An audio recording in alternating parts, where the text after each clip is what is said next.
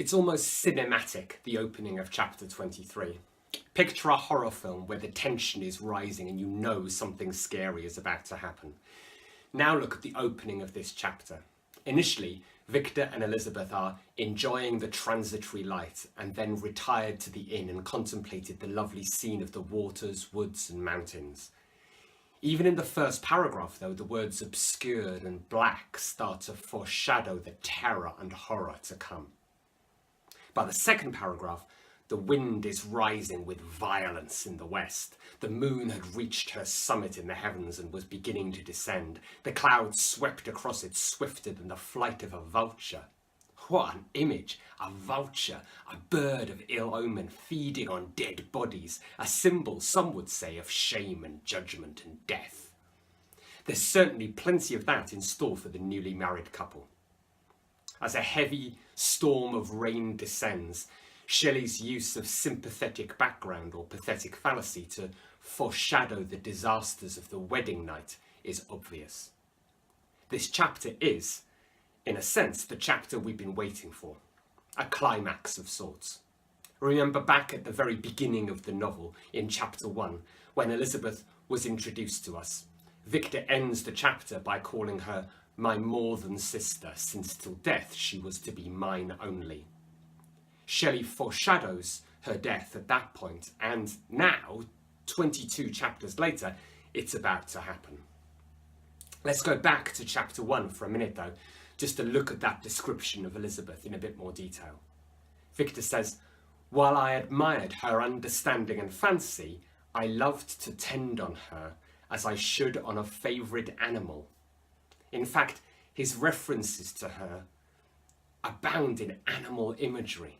Her eyes, for instance, are as lively as a bird's. She's as playful as a summer insect. In short, she's fragile, passive, delicate, and ultimately, of course, Victor's possession. As such, she's become a target for the monster's revenge. This chapter is a pivotal point in the novel in the sense that Victor is transformed by the experience of being stripped of everything. His family, his friends, and now his wife. From now on, we'll see the kind of obsessive passion for revenge in him that we've seen the monster exhibit up until now. Let's think about Elizabeth for a moment, though.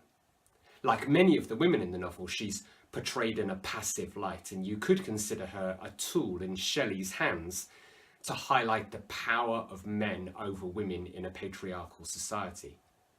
In a novel narrated by men, Robert Walton, Victor Frankenstein, the monster, she doesn't really have a voice beyond her brief letters to Victor. From a psychological perspective, her portrayal also highlights Victor's discomfort around women. The underlying tension that arises whenever they're presented in a sexual or reproductive light. Remember his dream on the night he created the monster. He dreams at the beginning of chapter 5 of Elizabeth walking through the streets of Ingolstadt, only to find that at the moment he kisses her, she's transformed into the corpse of his dead mother, the worms wriggling in her grave clothes.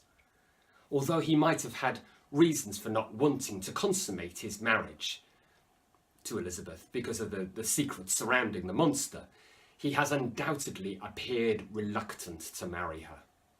In addition, the only time we actually see him display any passion towards her is actually after her death. When he discovers her body, he says, "I rushed towards her and embraced her with ardour." Is his abandonment of her on their wedding night, perhaps, even a subconscious betrayal of his fear of consummating his marriage, rather than just a misunderstanding on his part? Elizabeth was a living, breathing woman, but now she isn't. And perhaps Victor finds her more attractive for being dead. Dead women can't speak, or control, or challenge. For Victor, maybe it's all about control. Look at his fears about the creation of the female monster back in chapter 20. She, in all probability, was to become a thinking and reasoning animal, might refuse to comply with a compact made before her creation. No, surely not. A thinking, reasoning being, daring to challenge even Victor. Grounds to destroy her, if you ask me. Some people even go as far as to say that Victor's destruction of the female monster in chapter 20 is rape-like in its tone. Trembling with passion, I tore to pieces the thing on which I was engaged.